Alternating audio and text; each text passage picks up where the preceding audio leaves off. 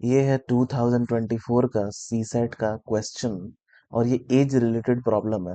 Okay, इसमें एक पिता अपने बच्चे से कह रहे हैं कि n साल पहले, मतलब कुछ साल पहले, जो तुम्हारा एज अभी है उतना ही एज मेरा हुआ करता था। ओके, जैसे कि अगर n साल मतलब प्रेजेंट एज बच्चे का अगर x है तो n साल पहले उसके पिता का एज उतना ही था जितना अभी बच्चे का है, मतलब x। फिर कह रहा है पिता कि जो n साल पहले तुम्हारा एज था, मतलब n साल पहले जो तुम्हारा एज y था, n साल बाद मतलब जो अभी जो मेरा एज है, तुम्हारे जो n साल पहले जो एज था उसका 4 गुना है, 4 times your age n year back. मतलब ये हो जाएगा present as of father 4y। फिर कहता है कि यदि हमारे प्रेजेंट एज का जो सम है, मतलब फादर का जो प्रेजेंट एज है 4y और सन का जो प्रेजेंट एज है x, उसका सम अगर 130 है, 130 है, तो आपको बताना है कि उनका जो प्रेजेंट एज का जो डिफरेंस है, यहाँ पर डिफरेंस लिखा है तो प्रेजेंट एज का जो सम दिया हुआ है उसी का डिफरेंस ही पूछ रहा है। तो प्रेजेंट एज का डिफरेंस क्या होगा? मतलब आपको 4y प्लस एक्स दिया हुआ है 130 और आपसे पूछ रहा है 4y माइनस एक्स क्या होगा। ओके, हालांकि नॉर्मल मेथड है, लेकिन अगर एक मुझे एक ऑब्जर्वेशन लगा कि इसको शॉर्टकट से भी बनाया जा सकता है। जैसे यहाँ ऑब्जर्व करो दो बात, कि जितना भी एज है सारा एज जो होगा वो इंटीजर में होगा। मान लेते हैं कि सन का एज यहाँ पर इंटीजर है, ठीक है, सब इंटीजर में होगा, यहाँ एक इंटीजर है।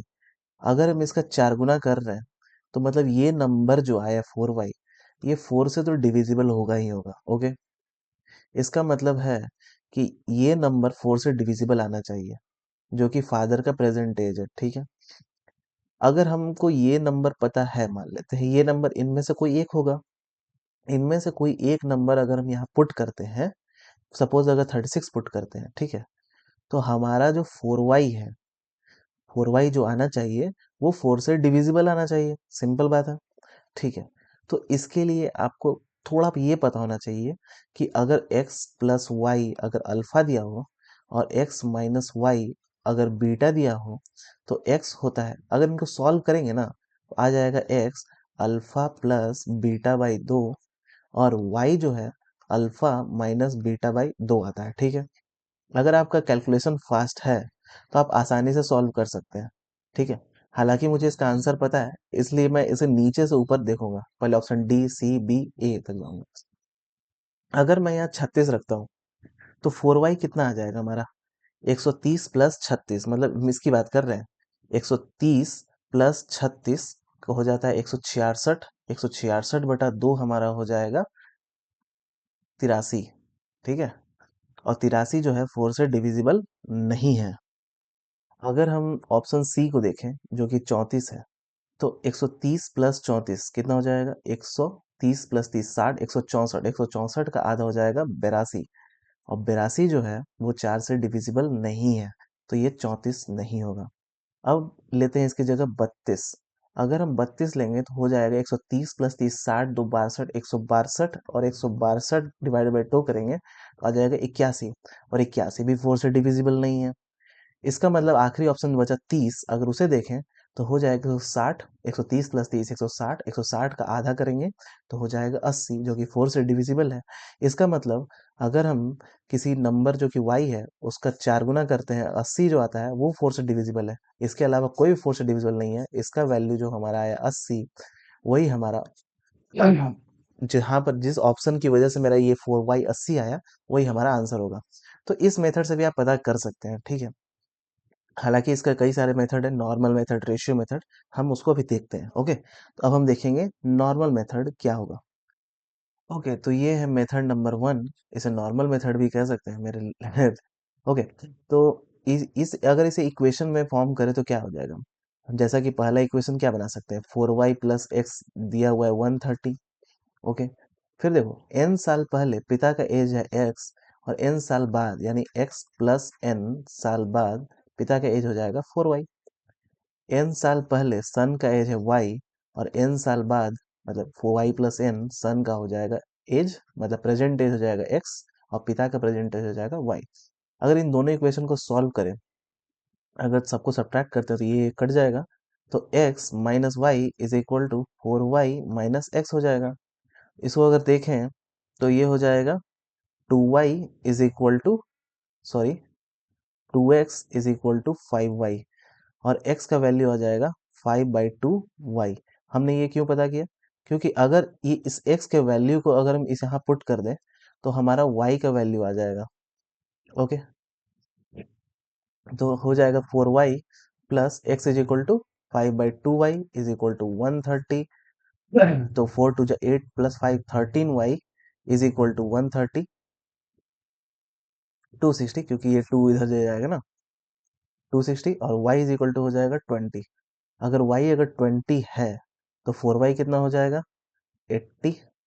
ओके, 80 हो जाएगा। तो x कितना हो जाएगा? तो x हो जाएगा 5/2y, 5/2 इंटू y हो जाएगा 20, a हो जाएगा 50। तो x हो जाएगा 50, और हमसे पूछ क्या रहा है? 4y माइनस एक्स, मतलब 80 माइनस 50, और 80 माइनस 50 होता है 30। ये था नॉर्मल मेथड। अगर आपको रेशियो मेथड आता है तो रेशियो मेथड से भी आसानी से सॉल्व किया जा सकता है। जैसे, ओके, तो ये है रेशियो मेथड। इसमें यहाँ तक तो आगे फॉलो कर लेंगे, लेकिन यहाँ देखो, ये क्या है? 2x प्लस 5y है मेरा। इसको रेशियो में कन्वर्ट करें तो x इज टू वाई क्या हो जाएगा हमारा? x इज टू वाई हो जाएगा 5:2। ओके, अगर हम यहाँ देखें, अगर हम यहाँ देखें कि x हो जाएगा 5, क्योंकि ये फादर और सन का रेशियो क्या है? x इज टू वाई है, ये 2 हो जाएगा। अगर x 5 है तो यहाँ भी x 5 हो जाएगा, और ये 2 है, और ये 4y है, मतलब 4 गुना, मतलब ये हो जाएगा 8। अब देखो, 8 प्लस 5, ये 8 और 5 का वैल्यू क्या दिया हुआ है? मतलब 13 यूनिट 130 के बराबर है। तो 8 प्लस 5 13 यूनिट 130 के बराबर है, और हमसे क्या पूछ रहा है? 8 माइनस 5 यानी 3 यूनिट। 3 यूनिट कितना हो जाएगा? हो जाएगा 13 दहा 130, मतलब 10 इंटू 3 मतलब 30। हम डायरेक्ट इससे भी आंसर ला सकते हैं, अगर ये उनके लिए आसान पड़ेगा जो कि रेशियो मेथड पे अच्छी पकड़ बनाए रखते हैं। ठीक है, तो मैंने क्या किया, मैं फिर से एक्सप्लेन कर देता हूँ। मैंने कहा कि सबसे पहले तो एक्स वाई का रेशियो निकाला, और मैंने सारे वैल्यू पुट कर दिए। एक्स का वैल्यू 5, वाई का 2, 4y का हो जाएगा 2 4 जा 8, और x तो यहाँ x दोनों का बराबर था तो 5 हो जाएगा। इन दोनों का दिया हुआ है 13, मतलब 13 यूनिट 130 के बराबर है रियल में। और मुझसे क्या पूछा? दोनों का डिफरेंस, और डिफरेंस क्या रहा है? 8 माइनस 5 3 यूनिट, 13 यूनिट 130 के बराबर है, तो 3 यूनिट कितने के बराबर होगा? तो हो जाएगा 30 के बराबर। 13 यूनिट 130, 3 यूनिट 30। ठीक है, ओके। अब है रेशियो मेथड 2। ये और भी आसान पड़ेगा अगर ऑब्जर्व किया जाए तो। इसमें भी सेम वही रूल अप्लाई होगा जो पिछले रेशियो मेथड यानी मैंने इसमें किया। ठीक है, आप ऑब्जर्व करेंगे, मैं बस इस यहाँ क्या करने की कोशिश कर रहा हूँ, बस एन को भी इंक्लूड करने की कोशिश कर रहा हूँ। जैसे, क्या मैं लिख सकता हूँ 4y माइनस एक्स? देखो, ये 4y माइनस एक्स कितने का डिफरेंस है? एन साल का डिफरेंस ही है, और क्या। और फिर क्या लिख सकता हूँ? क्या मैं लिख सकता हूँ एक्स माइनस वाई के बीच का जो डिफरेंस है एन, मतलब X minus Y is equal to N. अब मैं सबको जोड़ देता हूँ, क्या लिख सकता हूँ? 4y plus X minus Y is equal to 2n। क्या मैं ऐसा लिख सकता हूँ? ओके, तो ये एक्स एक्स कैंसिल आउट हो जाएगा, तो मतलब 3y is equal to 2n लिख सकता हूँ। ओके, तो मेरा क्या आ जाएगा? y इज टू n, मतलब y रेशियो n क्या हो जाएगा? 2:3 हो जाएगा मेरा। अब मैं यहाँ वैल्यू पुट करता हूँ, y हो जाएगा हमारा 2, और n, सॉरी, y हमारा 2 है ना, तो y हमारा हो जाएगा 2, n हो जाएगा 3, मतलब 2 प्लस 3, मतलब प्लस 3 करेंगे तो 5 हो जाएगा, ये 5। मैं बस बता रहा हूँ। तो यहाँ भी 3 साल का ही गैप है, 3।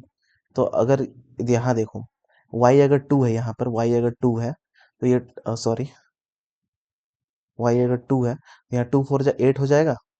और यहाँ देखो, 8 माइनस 3, यहाँ 5 लिख देखो, यहाँ 5 है तो लिख सकते हैं ऐसे भी। ठीक है, यहाँ 5 लिखे हैं तो यहाँ भी 5 लिख देंगे।